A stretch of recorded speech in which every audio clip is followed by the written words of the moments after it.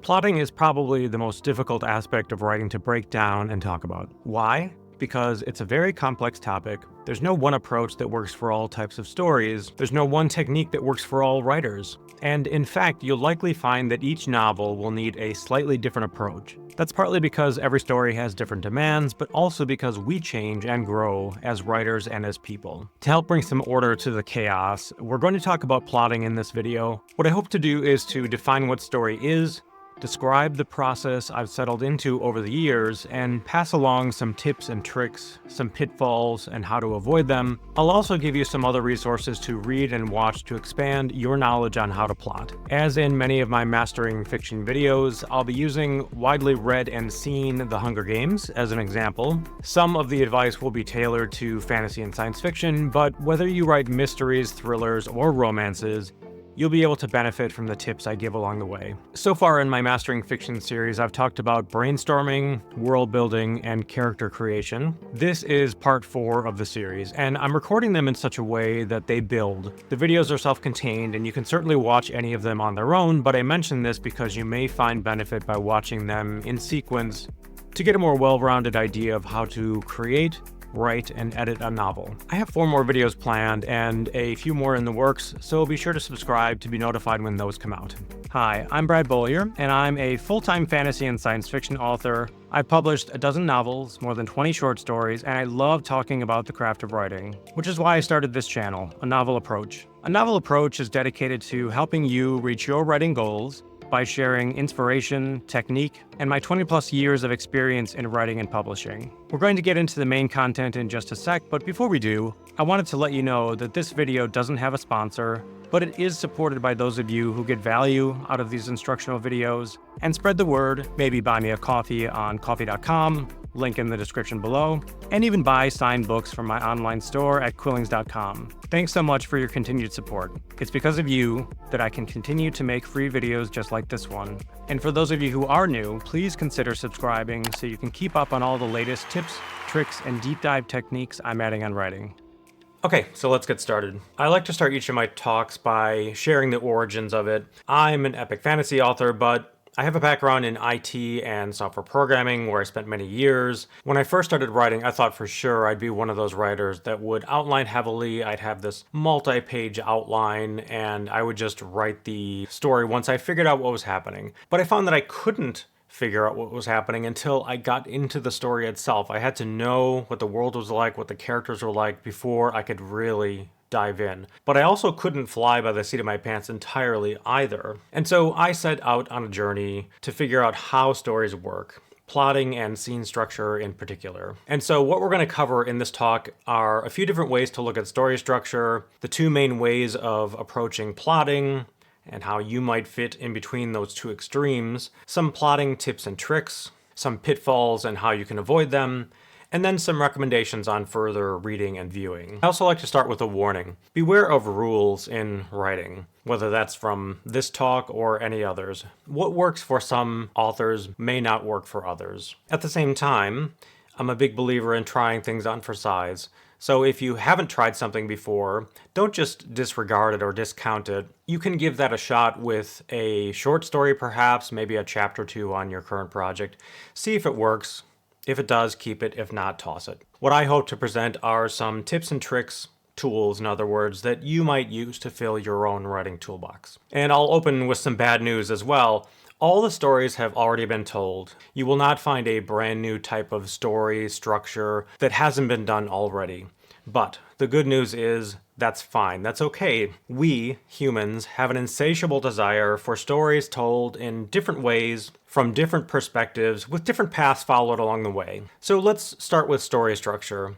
There's a few different ways to look at it, and we'll look at a few right here. One of them is this 7-part definition. A story is a person, and that could be multiple people for an ensemble cast, in a place, a setting in other words, which might be our world, another world, and they have a problem. And the character goes through successive attempts to solve the problem, failing each time, otherwise the story would end, until ultimately succeeding or failing. And denouement closes the story. So we have something like this. We have an inciting incident, and then a number of scenes, and then we have the climax and the denouement.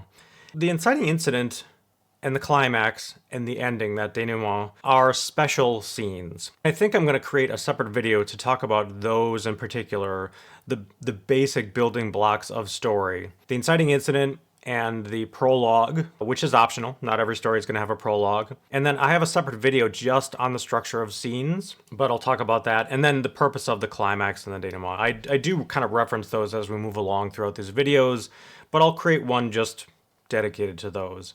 But this is what a story looks like. So if we can master 4, maybe 5 different story structure types, it allows us to understand how stories work better and to create a more repeatable process for the writing itself. So I mentioned we were going to look at the Hunger Games. Let's look at how this definition applies to that story. Katniss Everdeen, a fierce young woman from District 12, that's our person in a place, must return home alive after taking the place of her sister in the Hunger Games. That's the problem. Katniss learns to navigate politics and the games themselves and narrowly escapes death multiple times. That is the try-fail cycle. She survives with Peeta, that's the climax, and returns home a changed woman. That's the denouement at the end.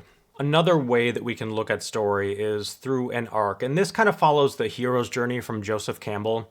And I'll reference the reading material at the very end of this video, so you can look that up later if you'd like to. But Joseph Campbell, Hero's Journey, follows this timeline that has the past on the left, the future towards the right. And the story opens at some point. We see Katniss Everdeen, for example, going about her normal everyday life in District 12. And we get a sense of what her life is like. That's partly the purpose of opening the story before the inciting incident. So we get a sense of what life is like before that occurs and sends them on a new path. Usually at the end of the first chapter, we will have the inciting incident, and that will send the character on some new unexpected path. And much of the story from that point forward is about getting things back to how they were. Her sister is chosen for the Hunger Games. She takes her place, Katniss does, and then she wants to get home alive after that, and she wants to save Peeta as well. And eventually we'll have a climax and we'll close the story with that denouement. One more way to look at story is through the 3-act structure. So Act 1, Act 2, Act 3, you'll also hear this called beginning, middle, and end. And so Act 1, the beginning, is the setup for the story. It is where we see the story open, the inciting incident occurs, and the character attempts to solve the problem, whatever that is, but they're not wholly invested until the end of the act. The middle is the confrontation. The character, now fully invested, attempts to solve the problem. The try-fail cycle follows, each failed attempt taking away one possibility for the character to solve the main story problem, and they reach a low point at the end of that act. And Act 3 is resolution, the end. The character rises to the occasion and takes action that leads to the climax. And so let's talk about each of those beginnings. The protagonist and their internal arc are introduced. The inciting incident sets the character on some new path. In The Hunger Games, Katniss takes the place of her sister. The protagonist is not fully invested in the outcome, either because their heart isn't in it, or they don't know enough about the stakes yet. And finally, the beginning ends when the protagonist becomes invested. And then we reach the middle. Middles are tough, and it's where a lot of writers get lost. I certainly do in some of my books. It's not called the muddle in the middle for nothing. The middle begins when the protagonist becomes invested, but they're unprepared to face the challenges presented. One of my favorite definitions of the middle, and I just came across this recently, it is about changing the protagonist from who they were in the beginning to someone who can face the challenges at the end. So that is your goal as a writer, to put them through events, choices that they make along the way that alter them in some way to prepare them to face their foe, the opponent, whoever that may be. And I say this knowing that this might be romance as well. This is not always antagonistic exactly in the way a thriller might be, or a horror novel, that type of thing. And so this applies to any type of story. It's about changing the character so they're ready to become the person they need to be to face the antagonist and win the day, whatever that means for your story at the end. And the end, we said, begins when someone is mostly ready, but is missing something. And much of the ending is about obtaining that final ingredient. And when they have it, they face the antagonist and they set the world aright. Again, whatever that means. Crucially, they must do so in some unique, unexpected way. The best stories fulfill what we're hoping for the character to achieve in the end, but do so in some surprising and unique way. It makes it more satisfying to have that twist pulled on us right at the end. And finally, a denouement wraps up the story, and the world's new state is revealed. In the Hunger Games, in the beginning, we are introduced to Katniss and District 12. We get a sense of what normal is like for Katniss. She lives in this kind of destitute coal mining type district town. It's a dangerous place to live and work, but she's getting by. Her father has died in a mining accident.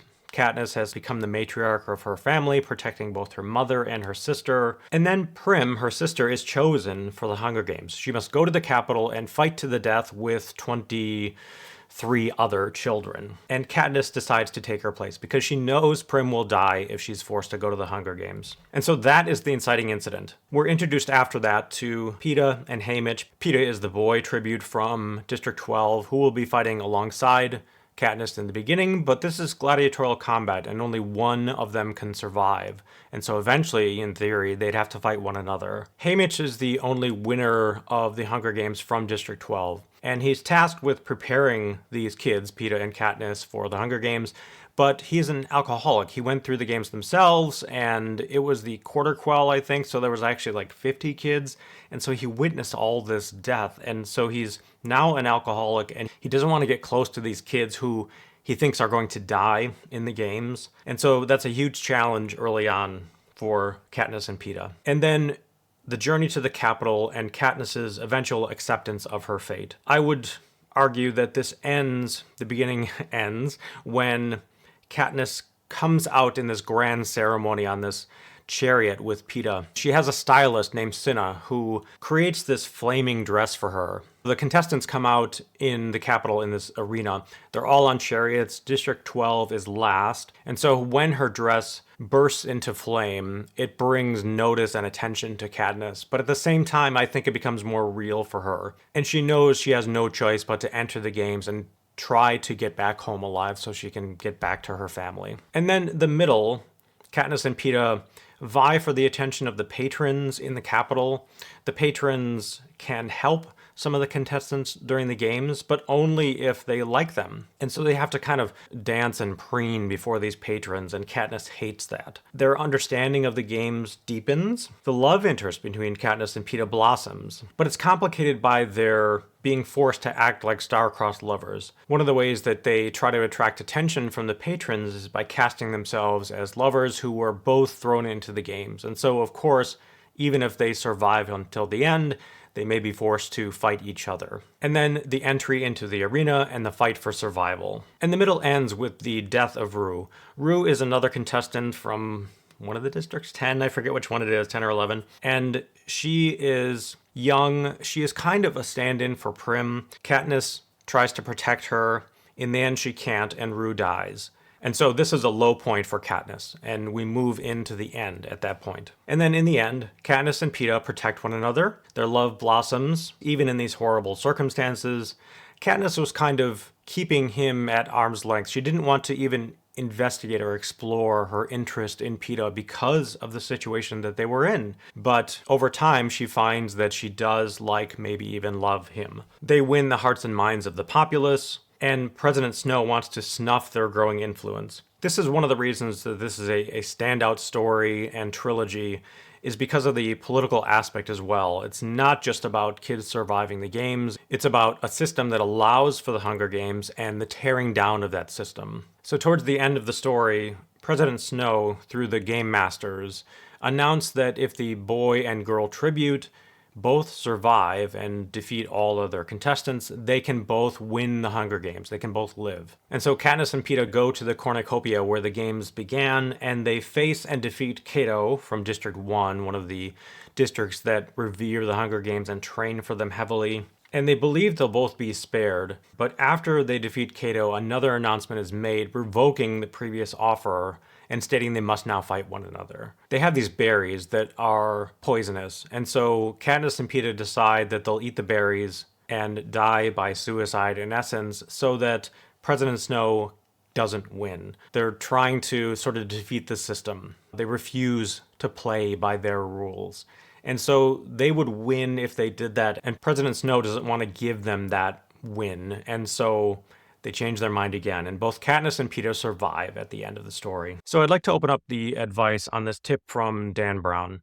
He's the author of Angels and Demons, The Da Vinci Code, and he has a masterclass on writing, and in it he talks about how we decide as writers what we're going to write about. And there's often some self-doubt, at least there was for me, and there still is. I ask myself, is this the right starting point? Are these the right characters? Is the ending exciting enough? You'll have these questions over and over and over again over the course of writing your novel. And the thing of it is, there isn't really one right or wrong answer for any of those questions. It's more a matter of personal taste. It's what you want to write about. Some writers, me included, will talk about sort of the perfect reader. Who are you writing for? Is it maybe somebody you know who's a good reader and provides good feedback? For many people, me included, I'm writing for my younger self, sort of, my younger reader, the person who was just getting into science fiction and fantasy and had this great sense of wonder. I want to try to recreate that for my younger self and hopefully for other people too. So the point here is, choose what's right for your story and readers will follow. Don't get too caught up in trying to please too many people. That's a recipe for disaster. That's a recipe for diluting your story. Write your story your way and stay true to yourself, and the story will be better for it. The second plotting trick is to use tension as a guiding light. Tension is the disparity between what the character wants, the protagonist, and how badly they want it, and how far away it seems and how difficult it will be to achieve. Tension is often used at the scene level to describe the action or the opposition the hero is facing, or even a love interest and how difficult it is to connect with them, but it applies at the macro story level as well. And so you can use that as a way to decide what path to follow. If you have choices that you're making, which one could provide more tension? What kind of world will lend itself to higher tension? What kind of characters, what kind of ensemble cast can you create that will lend itself to interesting, sparkling, fiery dialogue, action, etc.? Often a story moves forward unintuitively when the character seems further from their goals, not closer. Think of tension as the teeth that grab the reader, or a narrative vacuum that kind of pulls the reader along. They're wondering what's going to happen. They don't know yet, and so that's why they read on. They want to figure it out. They want to see what happens. And so use that to help guide your decisions on your plot, and your world, and your characters too. But we're talking about plot today. George Martin talks about the architect versus the gardener. The architect plans exhaustively. Brandon Sanderson is kind of famous for having these really long outlines. Peter Brett as well, 30, 40, 50-page outlines, and details each scene, where the scene occurs, what it's going to accomplish, who it involves, what the results are, that sort of thing. Whereas the gardener plants seeds and coaxes the plot as they write. In Stephen King's On Writing, he talks about both of these types of plotters. He doesn't call them that, but he mentioned that Carrie was one of the first books where he just had a situation and he wrote the whole thing and it just flowed. And he said he kind of preferred that in general, but that he has definitely used both because some stories don't come easily, and so you need to plot them out. Some writers live on the extremes of this continuum, either plotting heavily or refusing to plot, but few writers are one or the other. More than likely, you're going to fall somewhere between those two extremes, plotting some, but leaving room for interpretation and growth, and that's certainly where I am. Even if you're not, you can still use these techniques to lean into the other extreme, either architect or gardener. But how do we find the happy medium between these two? Let's talk about laying the groundwork for your story. A story comes from the world in which it's born. More importantly, so are the characters. The world defines the characters' boundaries, their histories, some of their likes and dislikes. It is the soil in which they grow. In my first couple of novels, I tried to define the characters to some degree, the world to some degree, and then I would dive in and start writing. And for me, that didn't work. I needed to know a lot more about the world itself, the characters, where they came from, that sort of thing. The inciting incident early on in the story is important, but as or more important are the initial conditions. In my former life as an IT professional, I worked at a nuclear power plant. And in the US, all power plants by law must have a simulator that is a mock-up of the control room to train operators on how to run the plant, how to bring it up to power, how to bring it down again, how to deal with various problems that may occur. steam breaks, electrical circuits tripping, that sort of thing. And so we had a mock-up that had all of the controls, all the printers, all the gauges, everything in a separate building away from the power plant itself. We would train operators. I ran the software side of things. And what we had were snapshots, they were called. And we could bring the power plant up to a certain condition, either running or at no power or somewhere in between. And then we could take a snapshot. And when the trainers were going to run some kind of scenario for the operators to be trained on, they would use one of those snapshots. And so those became the initial conditions for the training run that they were about to go on. And I say this because this applies to story as well. We have a story that's about to go off the rails, right? And in these training scenarios, they might do something like have a steam break occur, and that has a cascade of effects throughout the power plant that the operators must deal with. And so it's a great analog for protagonists in a story that come across something that sets their world askew, and then they have to try to set things right again. They're trying to get things back to normal, whatever that means for them. And so those initial conditions for your story are provided by the world itself, the characters, their upbringing, their environment, the machinations of the plot before the story begins, and the things that led to them. And so knowing all that stuff helps you so much. I spend months into years developing these initial conditions for a story so that I know what the world is like. I know what led to the antagonists doing what they're doing. And it advises me so much on what's going to happen to the main character, how they're going to respond, and then how the antagonist is going to respond in turn to whatever the protagonist is doing. The more you know about the world, the more you know about your characters. And the more you know about your characters, the more you know about the story itself. Not to mention the concept of world as character. So let's talk about internal versus external arc. The internal arc represents what the protagonist wants for themselves. In Katniss's case, she lost her father to a mining accident when she was young, and then she became the matriarch for her family because her mother became deeply depressed and couldn't take care of Katniss and Prim. And so she wants to protect her family. She wants health and happiness for herself, her family, and her friends. The external arc represents what's happening outside the protagonist's inner desires. And so Prim is chosen for the Hunger Games, and Katniss volunteers to take her place. That is the inciting incident.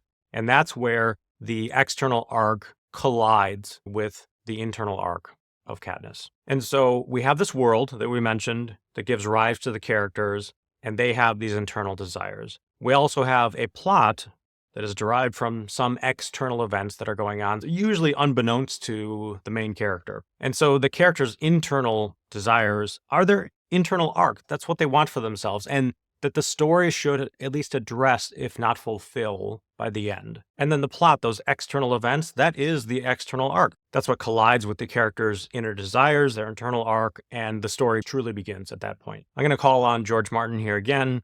He describes his process as a journey through a misty bog, and there are lights in the fog that he can see, but he doesn't know the path to get to them because it's very foggy. He doesn't know if the path he's taking currently will lead directly to that first light. So those lights represent the main turning points in the story and perhaps the climax at the very end. It's very useful to have those in mind, but again, plotting is difficult and you may not have the best idea of how things will or even should go in the beginning until you start writing. And so he develops those lights in the fog, and those are guideposts for him. That's what he's going to be writing towards. I've used that technique throughout my career, and I find it very useful because I have to have some structure to my story, but I can't get the whole thing in mind. But having just a couple of things, that's pretty achievable in the beginning, right? And so I develop the end of the novel in as much detail as I can. And for me, that's crucial. I kind of have to know at least vaguely where the story is going to end up. And then I try to figure out 2 or 3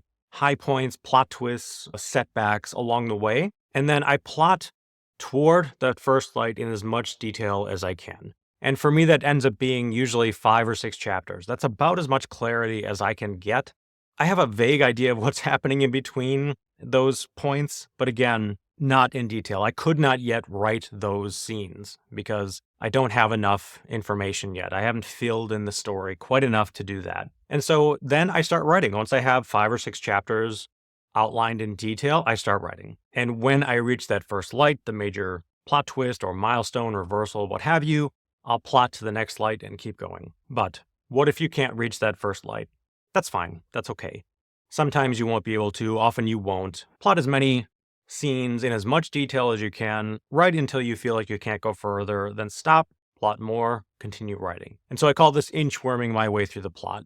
I get as far as I can in terms of outline, I write as far as I can, and then I outline some more. And there are often times where I have to sort of readjust things along the way, and that's just part of the game. But at least it brings some structure while leaving room for creativity and new ideas along the way that I could not have had in the beginning. I didn't have enough clarity to have these cool ideas kind of crop up as the story is being written. Plotting trick number 3, don't settle.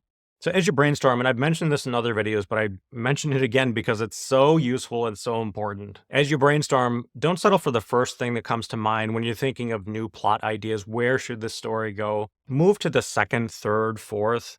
Just keep going. By the maybe fifth or sixth, you'll eventually find something along the way that you really like. Don't ignore the thrill that runs through you when you find something cool for the first time. It is the plotter's best friend, and I use this on a daily basis as I'm writing, and you can cultivate this sort of sense, not only being creative and finding new ideas, but getting a sense of what's really going to work for a story and what isn't. That will develop over time. But keep at it. Keep pushing yourself until you find something that gives you juice to write, to sit in that chair and get that story done. Think of those times when you hear something and go, wow, or your head jerks back, or you nod in appreciation. Years ago, I was at this convention and I was on a panel with an editor from Del Rey, I think, and she had bought and published a book called The Nymphos of Rocky Flats. And it opens with this line, first line, I don't like what Operation Iraqi Freedom has done to me. I went to the war a soldier, I came back a vampire. It's like, wow. When I first heard that, my head literally jerked back. It's just a great opening. So that is exactly what you're looking for from your own ideas for plot, character, world, what have you. Plotting trick number 4, cultivating your idea net. Ideas come at us every day, all the time, and we as writers have to learn to pick up on those. We can jot those down in our idea journals, and if you don't have one, you should have one. Just put them in a text document somewhere, maybe a Scrivener project, what have you, and collect them over time. And you can go back to them and see if they might work for the story you're working on or for a brand new story that you want to write. And these could be ideas that are coming to you from a segment on NPR that you're listening to, a TED Talk, a movie you're watching, a book that you're reading. It doesn't matter where they come from. The point here is that you're going to be working on this story for a long time, and you'll have kind of random ideas coming at you.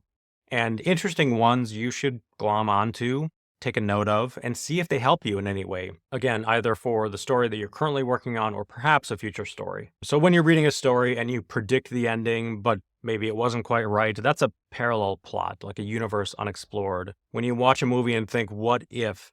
Those are echoes of stories that could have been. And over time, you'll get better at picking up ideas for your own story. You will think of new things for your story without even trying. They'll just come to you because they're in your mind so much, and you're listening for those things and keeping hold of the ones that you think will work. So plotting trick number 5 is play mad scientist. Over time, we will develop these different ideas, and this might apply more to the early parts of the story, but could certainly apply later on as well. Brandon Sanderson talks about wanting to have 2 to 3 unique, interesting ideas for a short story, 4 to 6 ideas for a novel. And so if you're planning on writing a short story or novel, do you only have like one cool idea for your short story? Well, maybe that's not enough. And if you only have a couple for your novel, maybe you need to push yourself a little bit more. And so we have our idea journal, and we have a bunch of ideas that we've collected over time. And so you can try combining 2 or 3 ideas, put them together and see what happens, and see how that affects the ideas as a whole. And sometimes you'll find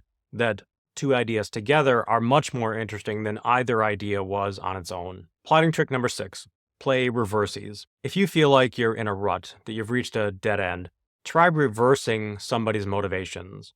An ally is actually an enemy. And maybe you didn't envision that in the beginning, but when you look at it, it's interesting and you think it could work. And so play that out and see if that helps you at all. Maybe a clear win for the characters is actually a terrible disaster. And then when they do realize it, then they have to recover from that in some way, right? So you're taking existing elements that you have, the things you have planned for them, and you're just turning them on their heads and seeing what that does for your story. See if that gives you any new ideas. Plotting trick number 7 is don't head straight for the light. We mentioned George Martin, those lights in the fog. Linear plots are boring, so you want to look for ways to introduce twists. In the beginning, those lights should be sort of at different places in the bog that you're going through, but also you shouldn't be taking a direct path to them either. Look for ways to introduce twists, changes in course you didn't see initially, and hopefully the reader won't either. Plot twists keep reader engagement high. Plotting trick number 8, the cool factor. Often while I'm writing, something will occur to me that I hadn't thought of before. It's just out of the blue, but I really like it. I don't always adopt these ideas. These can be a little bit dangerous because the ideas could force you to rewrite a lot of stuff. But if it works for the story, I don't care about that. What matters in the end is the story itself. Is it cool or not? It's only going to be written and published once, right? The most important thing is making the story the best that it can be. So I don't worry about rewrites if it works for the story. At the same time, I don't try to shoehorn an idea that doesn't quite feel right. If it doesn't work, it doesn't work. But just try it on for size and see if it's going to work. And if it does, go ahead and tackle it. Now, there are some pitfalls as well. Don't brainstorm your plot to death. I'm talking a lot about creativity, pulling in new ideas, that sort of thing. But it is easy to overwork your plot, brainstorming every event and every character. And this is a skill that needs to be developed, and you will get better at over time. Learning when to use the ideas you have and when to stop and brainstorm. And remember, sometimes the convenient answer is the best answer. Pitfall 2, on a related note, take good ideas that come quickly. So I mentioned before, keep pushing to the 2nd, 3rd, 7th, 8th idea until you have something that you find interesting. And that kind of implies that you discount the first couple of ideas. So it's fine to keep working on new ideas, but don't discount a good idea just because it came first or second. Some of those good answers, some of those really cool things for your story will come early. And so don't throw them away just because they came early. You'll develop that sense over time. Pitfall 3. Stop writing when it doesn't feel right. Learn to know when your story is going off the rails. I've gotten much better at this over time. In the beginning, and still, I have quotas on a day-to-day basis. Early on, it was like 1,000 words per day. Now it's 1,500 to 2,000 words per day. Now that I'm doing this full time. In the beginning, I would try to write those words no matter what, even if I didn't know where the story was headed. Now I have a much better sense of when a story feels adrift and whether or not a scene has a purpose and a direction after it's finished. And if I feel that way, I will just stop. It is time to stop and think about the story a bit more, maybe add a few new plot points, maybe deepen the characters, fill in the world, what have you. There will generally be some voids that I recognize and I have to fill in. And so I'll just take the time, day or two at most, fill those things in, and new ideas will crop up. Be careful, word of warning, that this doesn't derail your writing. It's easy for you to take time and then more time and then more time, and suddenly weeks have gone by and you haven't touched your story. So keep at it. Be active about doing this process and getting back to writing. Pitfall number 4, dead ends. Sometimes a story just feels wrong. Like I have written myself into a place where I just don't know where to go from there. It doesn't feel right. When that happens, you can very often just work your way backwards, go backwards through the story. And when the story feels right again, right there in that scene, you have made a wrong turn. You've made a left when you should have made a right. And so you could possibly replot and change the scenes you've written, or you might have to toss them all together. But the important thing is to figure out where you went wrong and then to plan a new path towards the next light, whichever light you're working towards in your process, and then move forward again. Plotting trick number 9, write yourself into a corner. For a couple of years back, ran a podcast called Speculate, the podcast for writers, readers, and fans with Greg Wilson. And we interviewed Tim Powers, one of my favorite authors of all time. And he said he enjoys writing himself into a corner where he doesn't know how he's going to get out of something, how he's going to get the characters out of the situation that they're in. And he said the reason that he likes it is because some of the best stuff comes when you're not sure what's going on, where it feels hopeless.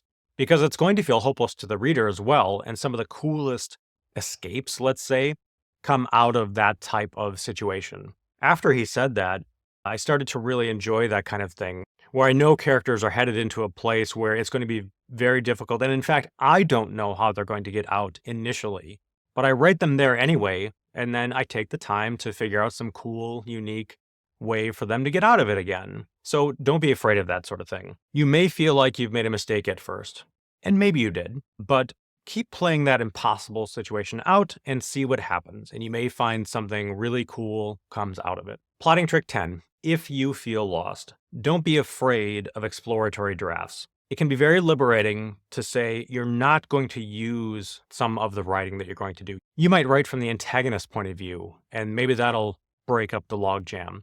You might write from the protagonist's younger self or even their older self and just see what happens. Maybe that will help spur creativity, get you back into the story.